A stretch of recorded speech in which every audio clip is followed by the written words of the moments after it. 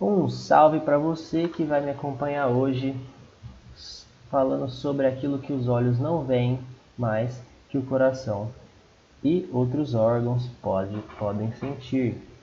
Nós vamos falar hoje sobre micro-organismos.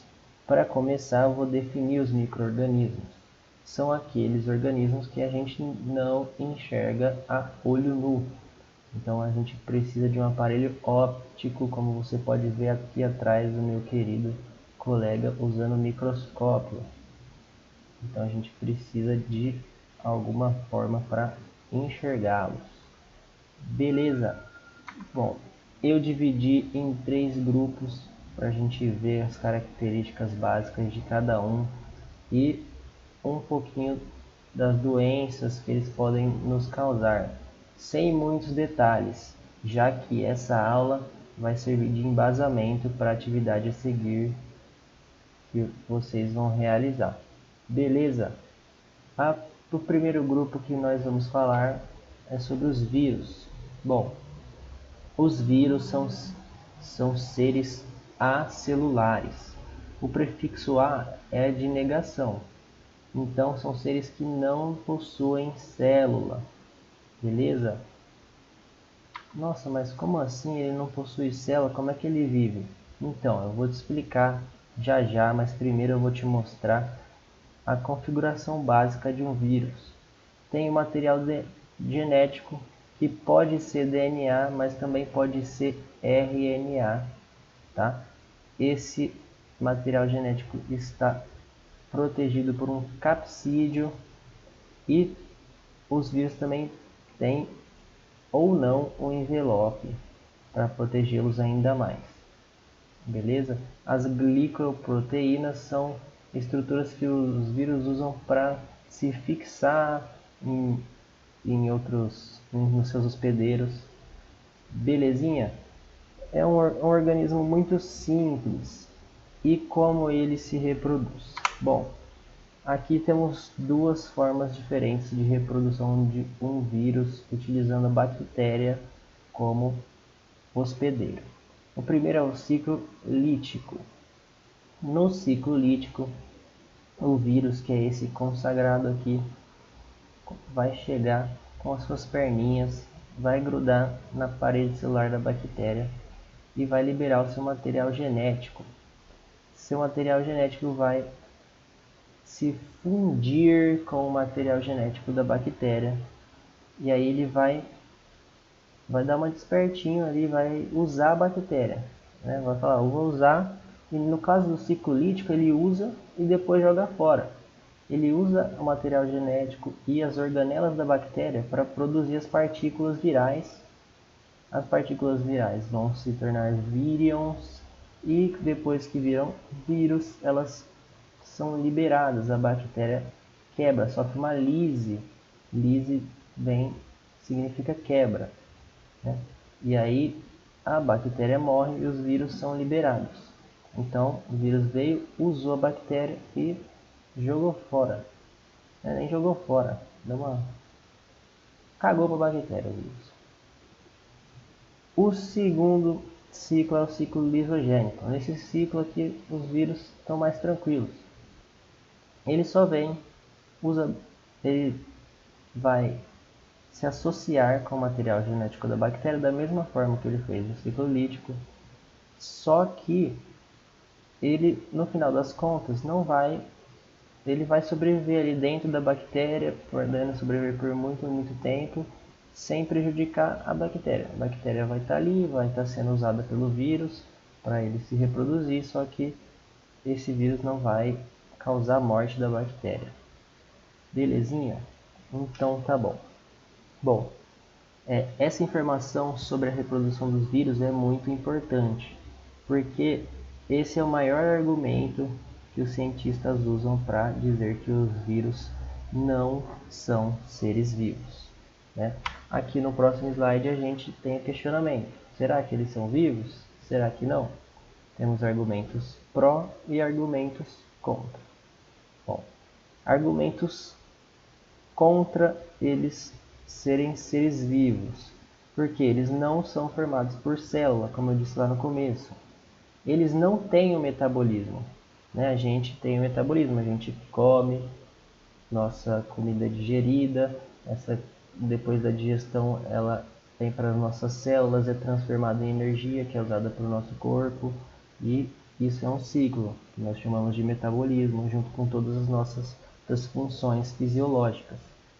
Além de não ter metabolismo, eles necessitam de um hospedeiro, uma outra célula para se reproduzir, porque eles não têm as células necessárias para produzir as proteínas que vão formar o corpo deles, né?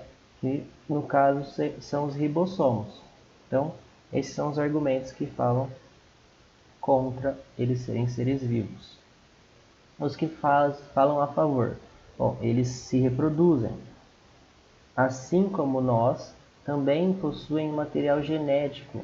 Então, eles possuem, assim como todos os seres vivos, o mesmo código, né, que pode ser o DNA ou o RNA. E esse código pode sofrer mutações. Ele vai mudando conforme vai passando o vírus vai passando de hospedeiro para hospedeiro, esse material genético pode sofrer mutações.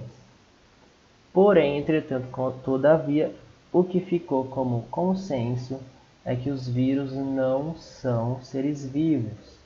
E a maior evidência em relação a isso é que eles não são capazes de se reproduzir sozinhos.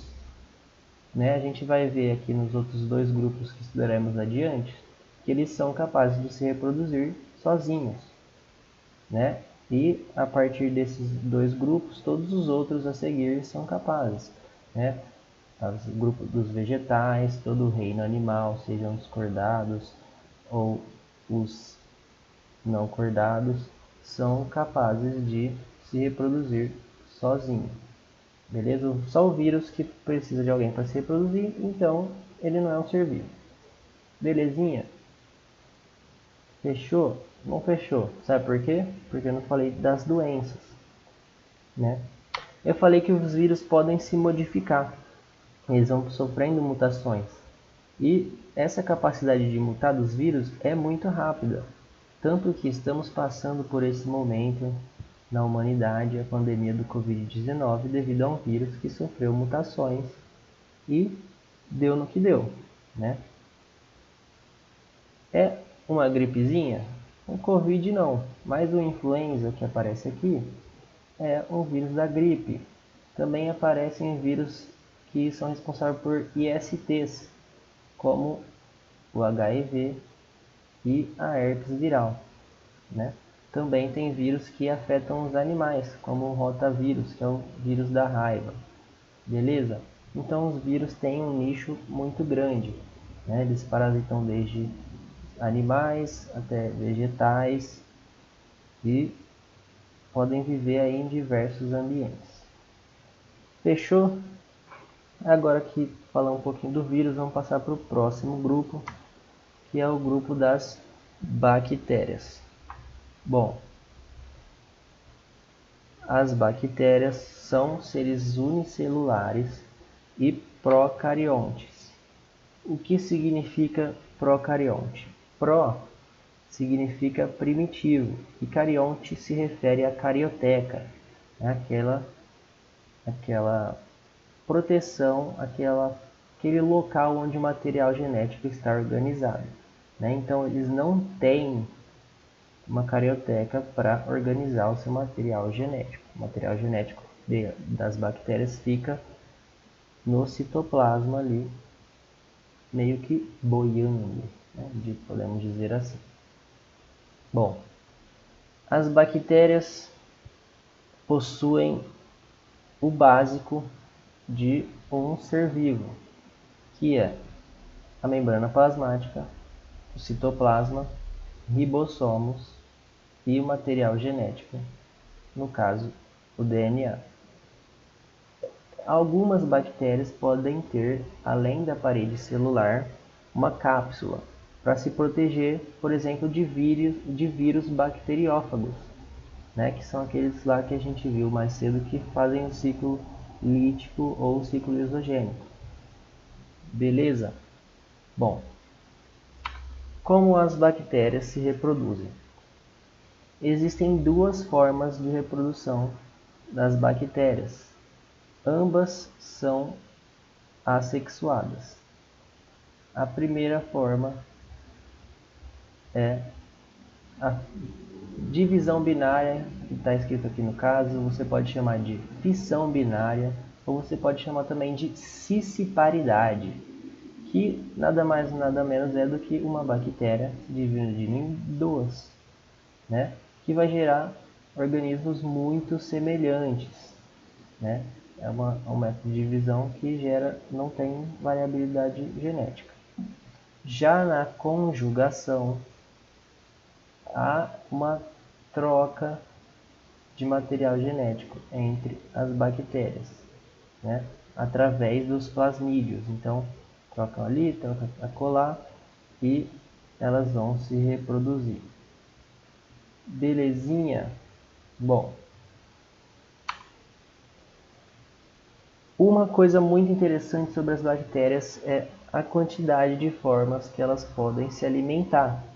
Elas podem ser autotróficas, que são aqueles seres que geram o próprio alimento. Elas podem gerar o próprio alimento através da luz ou através de substâncias químicas.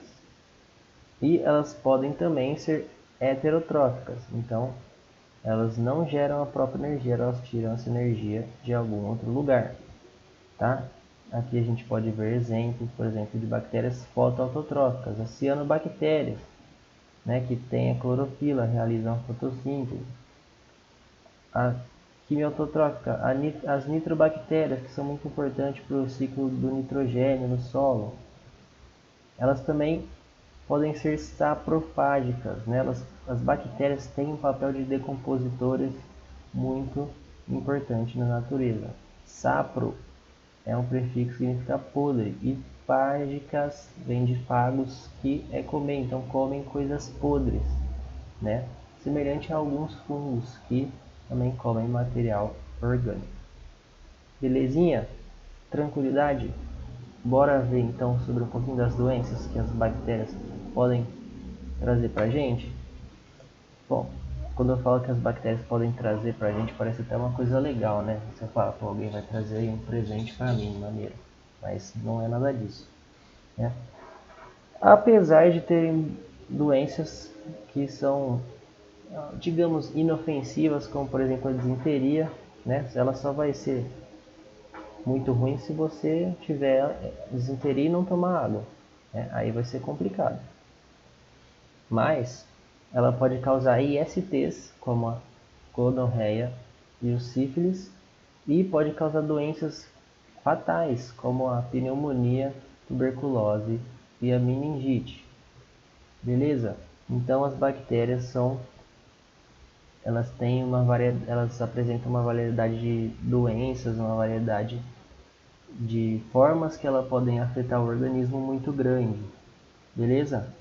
Tranquilo? Bom, o próximo grupo são os protozoários. Os protozoários têm como características gerais serem unicelulares. Então, vocês puderam perceber que nesses três grupos a gente só tem seres unicelulares e os vírus que são acelulares. Os protozoários são eucariontes, então aqui nós podemos ver uma evolução. Eu significa verdadeiro e o carionte se refere à carioteca, então são seres que possuem a carioteca.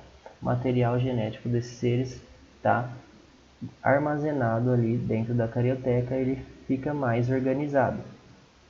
São seres heterótrofos, então todos eles precisam adquirir energia de outro lugar e não conseguem produzir a própria energia. Eles podem ter vida livre ou ser parasitas, e seu habitat mais comum é o aquático.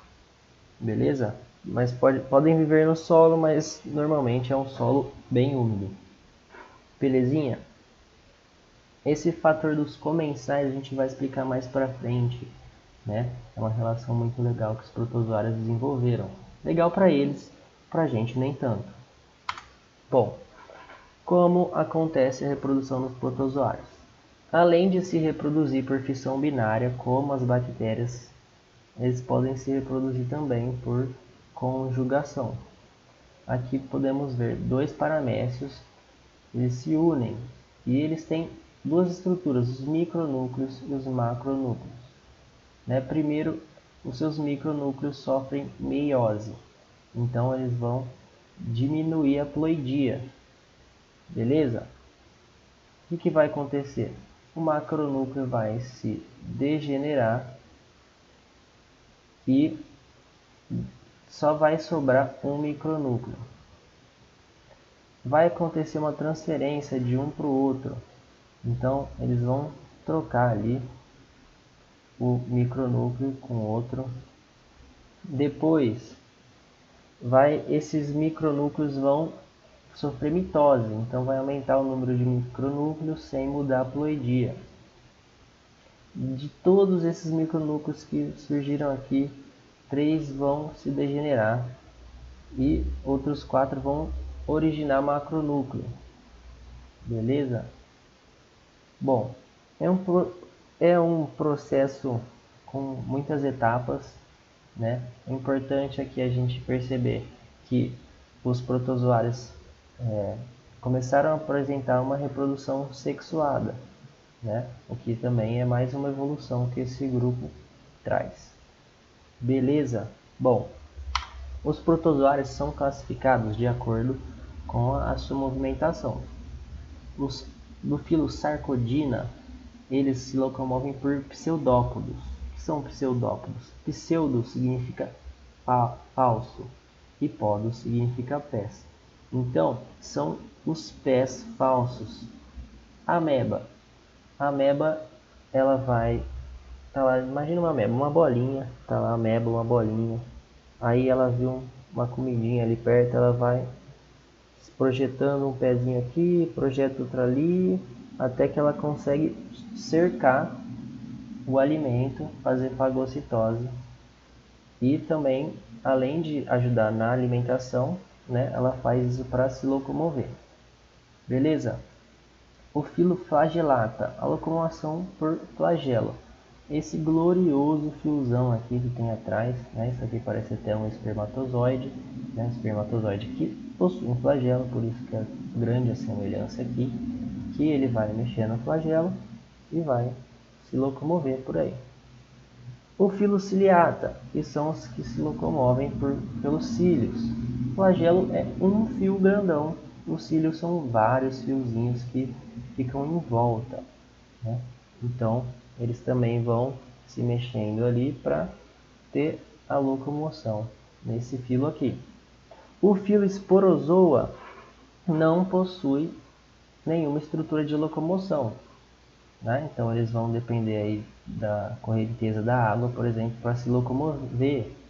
É interessante que o nome esporozoa, por quê? Porque eles produzem esporos. Então, como eles não conseguem se locomover, eles precisam de alguma forma se reproduzir. E para se reproduzir, eles precisam encontrar, né, outro parceiro ou gerar alguma coisa que os propague por aí. Nesse caso são os esporos, por isso que o nome é esporozoa. Fechou? Entendeu? Então, só apresentar rapidamente algumas doenças que são causadas por protozoários, tá? As doenças causadas por protozoários não são muito comuns, né? A mais comum que tem aqui é a malária. A malária, assim como bom, a mais comum que tem aqui é a malária e ainda assim não é tão comum, né? Ela é endêmica de um lugar do país, né? Para quem, por exemplo, se você for para a Amazônia, você tem que tomar as precauções contra a malária. Outras doenças comuns, né, é a leishmaniose, que é conhecida como a elefantíase, e a doença de Chagas, que é a doença do barbeiro, né, que é uma doença que faz você ter cardiomegalia, cardio de coração, mega de grande, então coração que vai ficar grande. Beleza? Bom, É isso aí, eu apresentei para vocês um pouco desses 3 grupos de micro-organismos. Por que eu fiz isso? Porque a proposta para seguir no trabalho dessa aula, né, na sequência dessa aula nós vamos ter uma atividade que vai trabalhar com a identificação de notícias falsas. E todas as notícias que vão ser propostas nessa aula, todas as notícias que vamos apresentar durante essa aula têm a ver com micro-organismos. Então, todas essas informações que eu passei aqui para vocês vão ser importantes para a realização da atividade a seguir, beleza?